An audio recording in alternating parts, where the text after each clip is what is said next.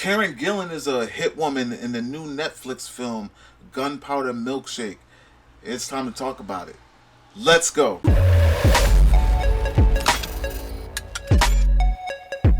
What's going on, everyone? Welcome to Klepcx FM, brought to you by WeAreCritiX.com, a place where we talk about movies, television, and pop culture. And if you're into that kind of thing, make sure you hit the subscribe key and that notification bell so you can be up to speed about everything that I talk about here. Now, ladies and gentlemen, Netflix has just dropped this new action indie hit woman film titled Gunpowder Milkshake, and I'm telling you, as soon as I saw this trailer a couple months ago, I immediately wanted to know more about it. I wanted to know the key players, who was involved, who directed it. The director is Navad Papushando. I've never heard of this person ever. Never seen any of his work. I think this is probably the biggest thing that he's done. But the cast is pretty stacked for such a small film. So you got Karen Gillan in this. You have Lena Headey, who is from Game of Thrones, and also will be voicing Evil Lynn in the new Netflix Masters of the Universe He-Man series, and she is phenomenal in that. So you guys make sure you look out for Lena Headey in that. Carla Gugino is in this as well. Michelle Yeoh is in this, and also Angela Bassett, and I can't forget the newcomer, or not newcomer, but up and coming actress Chloe Coleman is in this as well. You guys may remember her from My Spy with Batista a few years back. Was it last year or a year before? One of those two. But anyhow, Gunpowder Milkshake. Before I get into what I thought about this, because it is a wild film. It is all over the place, but in some good places and some bad places. But before I get into that, let's talk about what it's about. So Gunpowder Milkshake follows Karen Gillan's character.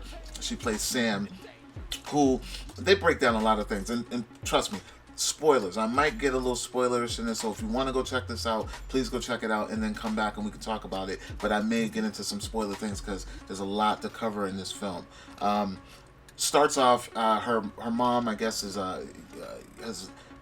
abandoned her, so to speak, and she flash forwards to being an adult, and she is a woman assassin. She's a woman assassin.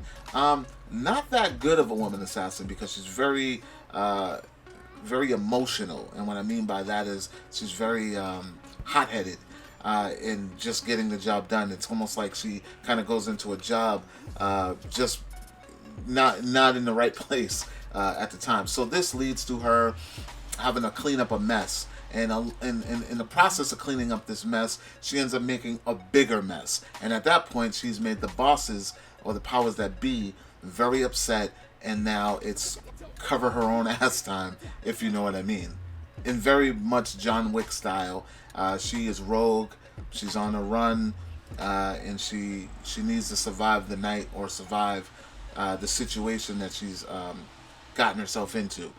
Right off rip, it's very intense, very violent, and it gets you right into it. I was very entertained into the film, but I will say this: like, I try my hardest to stay away from like the SJW talk and the signs that a lot of other people who cover films. A lot of people whine about this stuff. I try to turn a blind eye, because to me it's just entertainment. Like, there are so many different stories to be told and so many different types of characters and people to include that I don't get into that social justice SJW stuff. But I will tell you this one woman kills a lot of men. Like, every man in this movie is the bad guy, and they all die pretty much. I mean, and that's not even me spoiling this thing, but like, even if you watch the trailer, I'm pretty sure you can pay attention that there's just like this one woman, and like, she just murders all the men, all the men, and it's very stylish, very in vein of, say, something Zack Snyder would do, or very Suicide Squad-ish, very colorful, slow-mo, a lot of gunplay, it's very stylish in that sense. Not very much original. Even the premise of the fact that, it's very John Wick. The organization that you work for is now after you because you decided to go rogue and do something that was right for you, that felt it's a moral thing, like, you know. And for the most part, that part of it, I kind of just tuned out of it. But the style and the action, there are a lot of cool things in this film that stand out. Like, for instance, you know, their little hub where they go to get their weapons, and it's in a library, and it's pretty cool the way that they choose and pick their weapons. Um, Karen Gillan does a very good job in some places.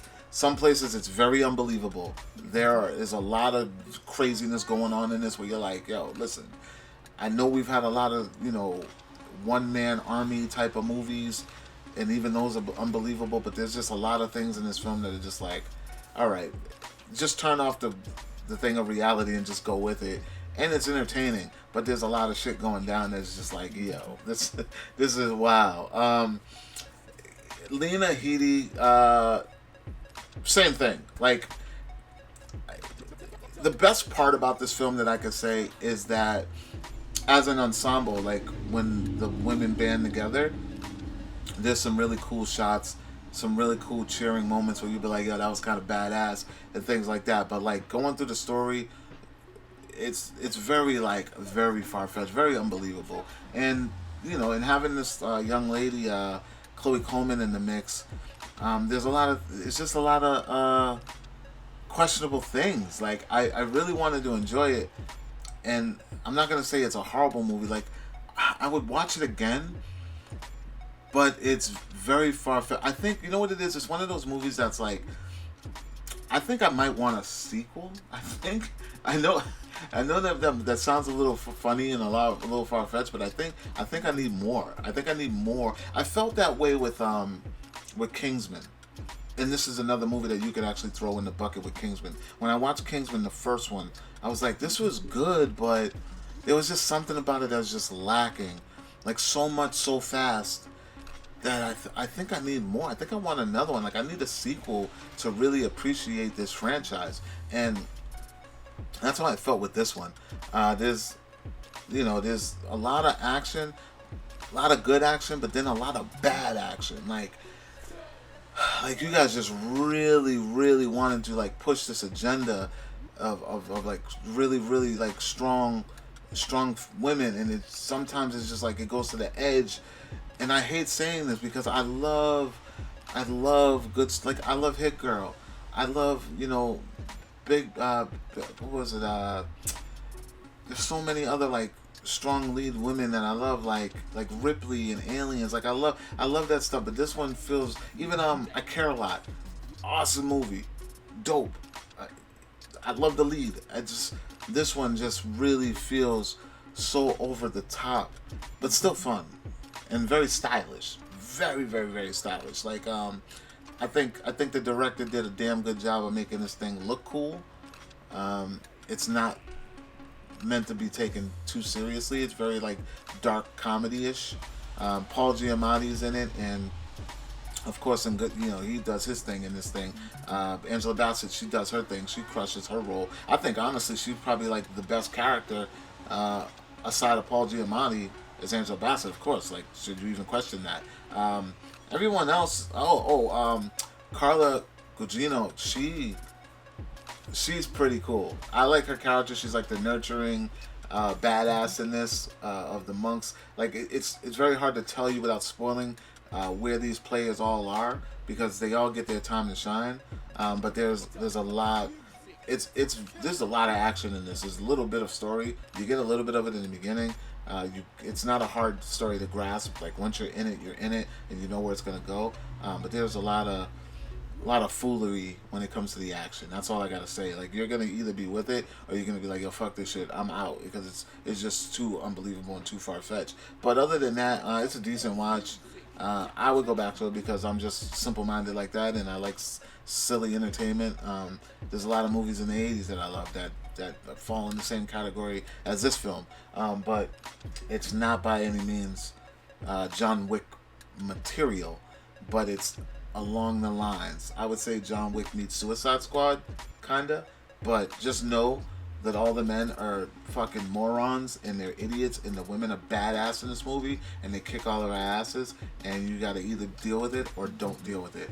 So I would love to know what you all thought of this movie. If you're gonna check it out, if you were excited when you saw that trailer, if you haven't even seen the trailer, because I know that we shared it on We Are Critics, and a lot of people didn't even know about it. You know what I mean? It wasn't out there. And they didn't even give out any early screenings for this at all, which I was kind of bummed because I really wanted to check this out beforehand so I could be prepared to talk with you guys. But it dropped this weekend, so you guys can jump on that now, go watch it, come back, we could talk about it, because, again, it ain't about what I think. It's about what you all think. And like, comment, share. Make sure you subscribe. And for more movie news, television news, pop culture, and my podcast, Critics Talk, make sure you guys check out wearecritics.com. And I will talk to you all later. Peace.